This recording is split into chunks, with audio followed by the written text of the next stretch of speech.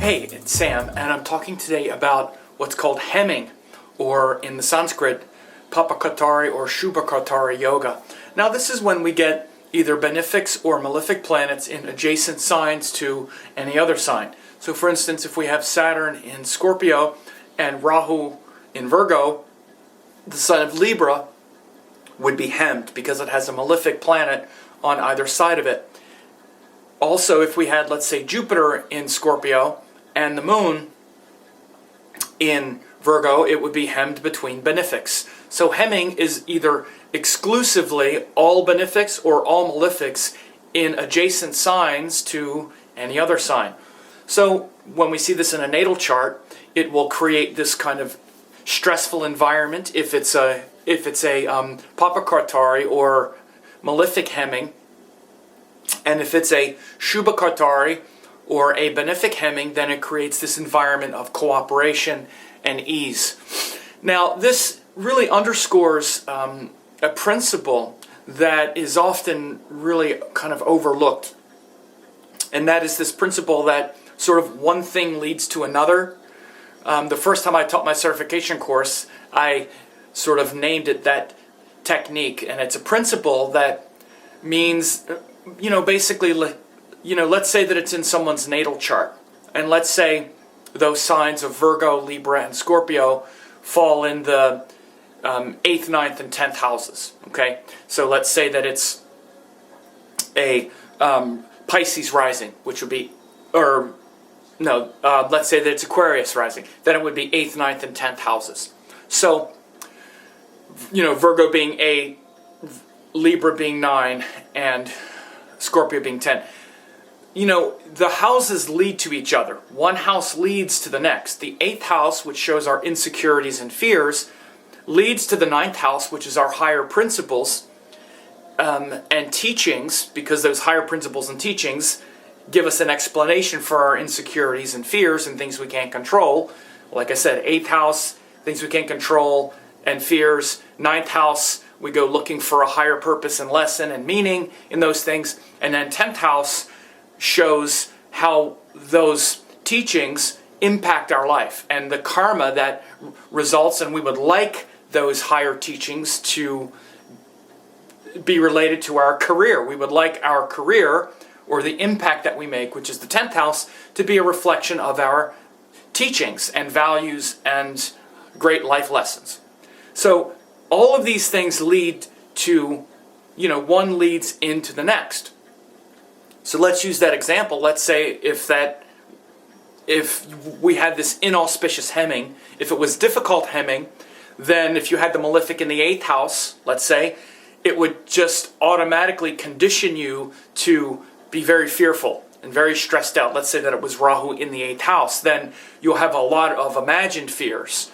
So then these imagined fears and the confusion around them, which is what Rahu is about, will influence the 9th house and the kind of teachers that you look for. So you may find teachers who play into your imagined fears and into your confusion, because your 8th house is not just an 8th house, it has this malefic, stressful planet there. So it's going to impact and influence your teachings, your teachers, where you find inspiration and meaning, which is the 9th house.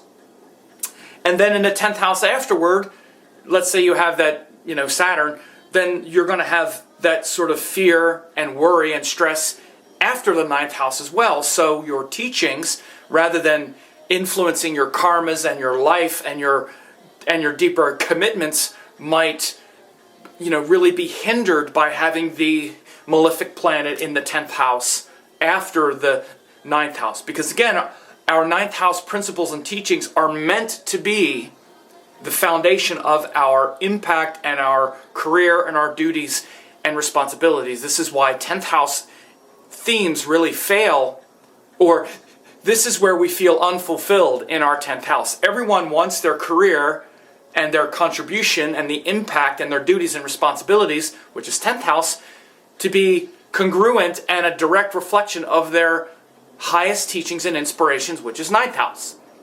So again, with a malefic in the 8th and the 10th houses, you can see how the qualities of the 9th house get sort of, so you can see how having a difficult planet in the 8th and the 10th house is going to hinder the flow of 9th house energy. Because again, 9th house isn't just guru and teacher. Those things don't exist in a vacuum.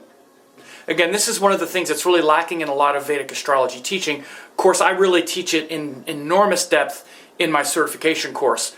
The whole time we're talking about houses, it's how the 8th house influences the 9th house and how that influences the 10th house. The 9th house isn't just a house by itself. It's the culmination of the 8th house. The culmination of the 8th house is the 9th house. And then the entry point into the 10th house is the 9th house. So each house exists in this flow.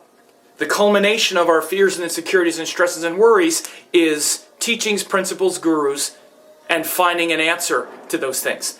And then the exit point of our inspiration's purpose is practice, putting it into practice, having it impact the world, having it change our karma. This is why the 10th house is the house of karma, because it's how we express our teachings. And we would like it to express in the highest sense. So again, this whole continuum of houses, which again, this is one of the main things that people don't understand, is how one house becomes the next house.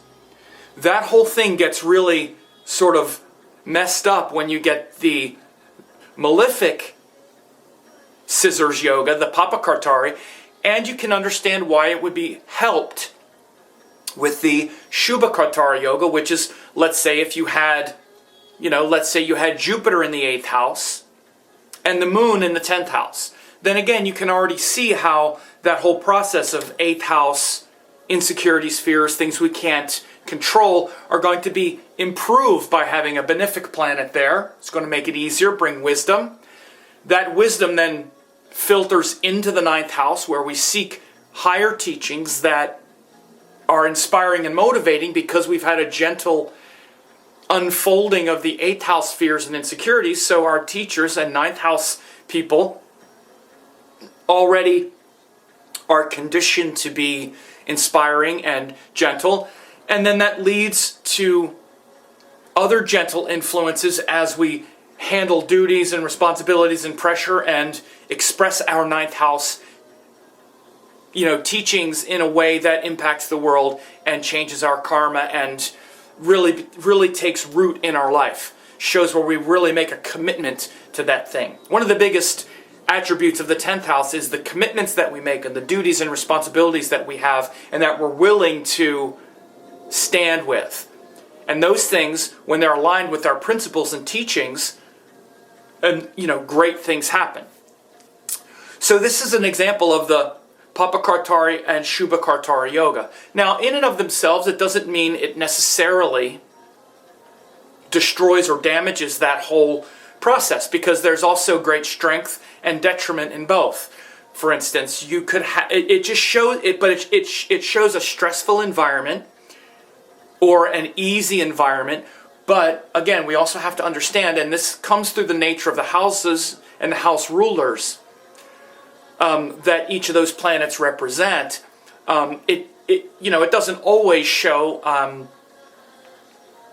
that it completely destroys the whole area of life. Like for instance, there's also very positive qualities of having, for instance, Saturn in the 8th house. It actually really protects you from danger and gives you a realistic look about your fears and insecurities. But again, it's still going to influence the 9th house with that Saturn quality. And then let's say you have the Sun in the 10th house. So let's say the 9th house is hemmed between Saturn and the Sun, in either direction really, but let's say Saturn in the 8th and the Sun in the 10th. Again, the Sun also really supports 10th house things, but it's still it'll still be a stressful environment where there's going to be pressure. One thing that you can definitely know with the Papa Kartari yoga is you're going to feel the stress in that environment. Like let's say that Saturn in the 8th house, and you might really be overcome by your fears and those pressures and those worries, and it could take a long time for you to find teachings that aren't really fear-based. Now, you might find good teachings, but it might be really severe, harsh teachings.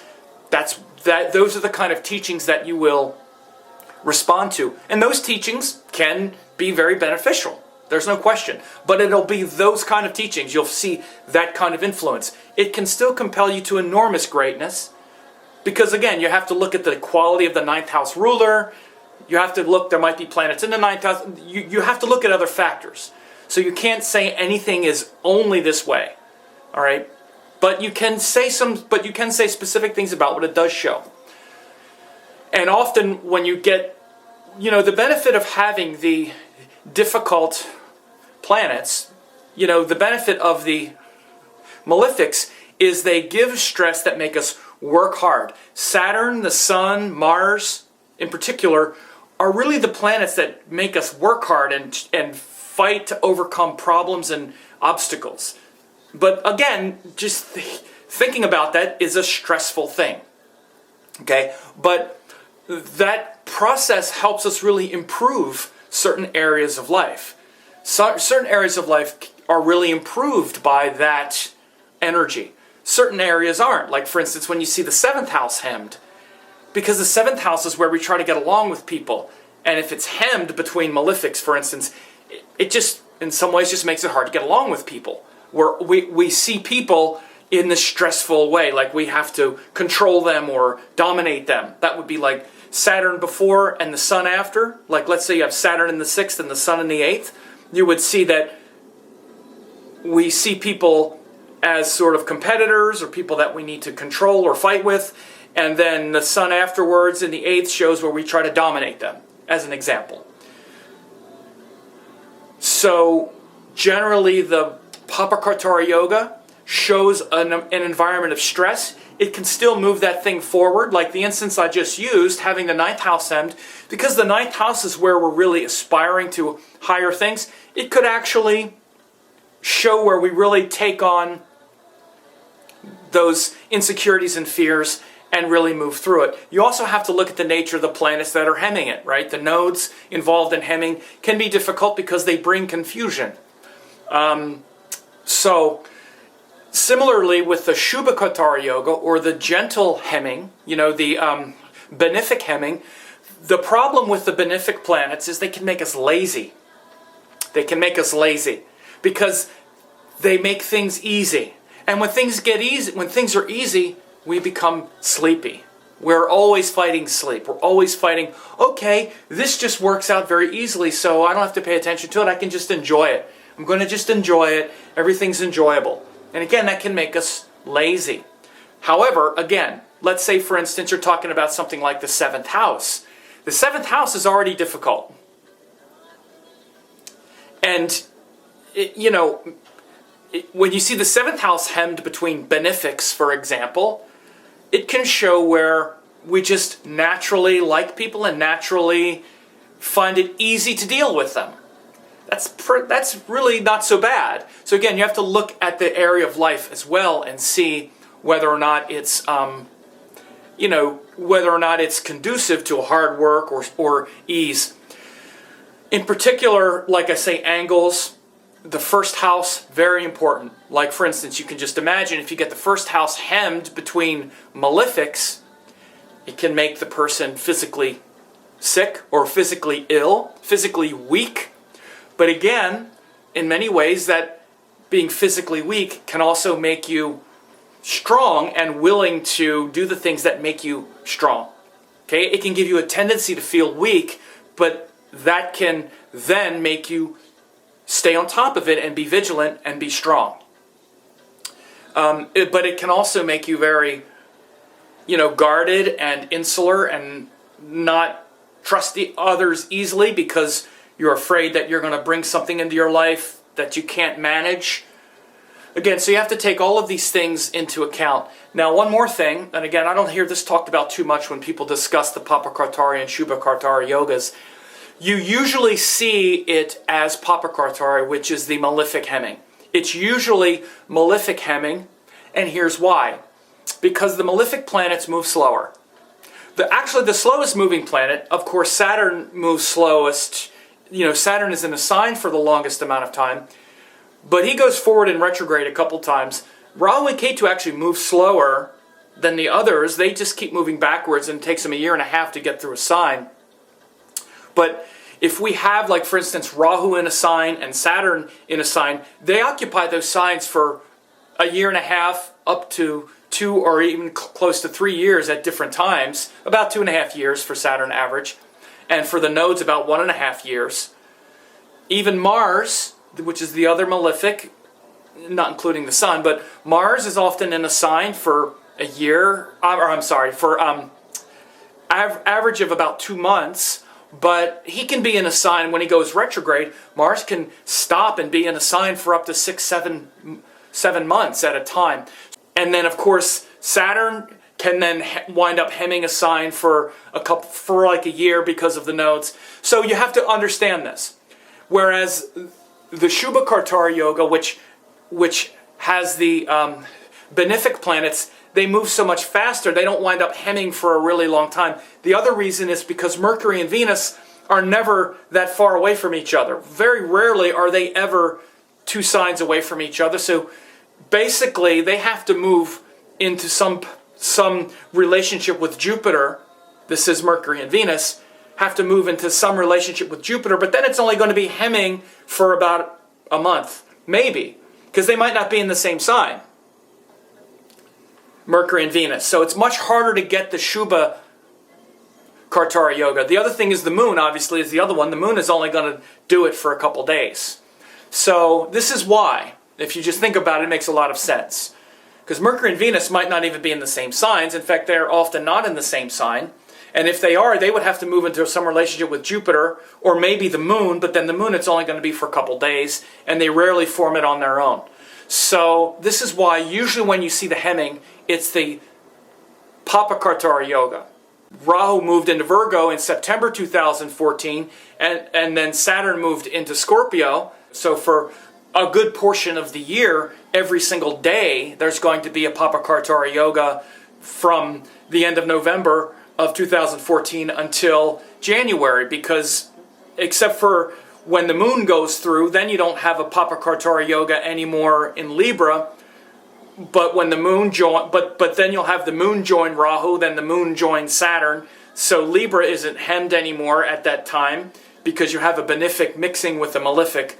But still, you see the potential for a Papa Kartari Yoga every single day on the sign of Libra when you have that Saturn in Scorpio and Rahu in Virgo, simply because of the speed of the planets. You don't see that with the benefic planets because they move much faster. So these are some things to understand about Papa Kartari Yoga, Shuba Kartari Yoga, why they work the way they do, what they actually show, beyond just good, bad. It shows this stressful environment. The stressful environment may compel us to greatness, particularly if that yoga is in a place that refers to achievement and accomplishment. Seeing the 10th house hemmed in a Papa Kartari Yoga is not the worst thing, because the 10th house is about action. So we might get some stressful planets around there that makes us, grow. You see the 7th house hemmed between malefics, or other areas, the 4th house, which is our heart, 1st house, which is our health. It's not so easy. So, and again, remember that we usually see it as the Papa Kartari Yoga just because of how fast the planets move. But Shuba Kartari Yoga also, you definitely see it, especially in natal charts. It happens a couple times a month as the moon goes around the chart. The moon will often hem, wherever the sign of Jupiter is. You'll see the moon if it's 2 signs away from Jupiter. It's going to create that Shuba Kartari Yoga for a couple days. So anyway, I hope this was helpful. Leave me some comments.